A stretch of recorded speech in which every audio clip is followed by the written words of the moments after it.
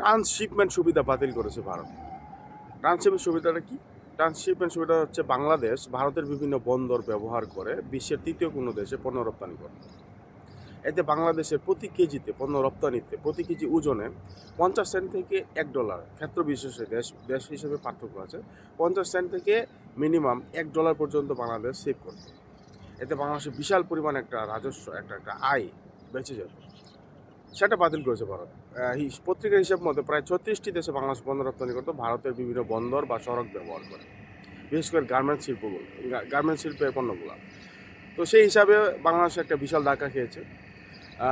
গত 15 মাসের খতিয়ান যদি ধরেন, তাহলে গত 2024 সনের জানুয়ারি থেকে 2025 মার্চ পর্যন্ত প্রায় 5,600 কোটি টাকার পণ্য বাংলাদেশ রপ্তানি করে এবং এতে প্রায় 462 মিলিয়ন মার্কিন ডলার বাংলাদেশ আয় করে।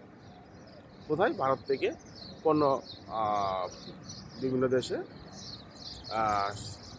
সরবরাহ করার মাধ্যমে। তো এই যে ভারতের বন্দর ব্যবহার করে বাংলাদেশ সুবিধাটি পাচ্ছি, সেটি এখন বন্ধ হয়ে গেছে।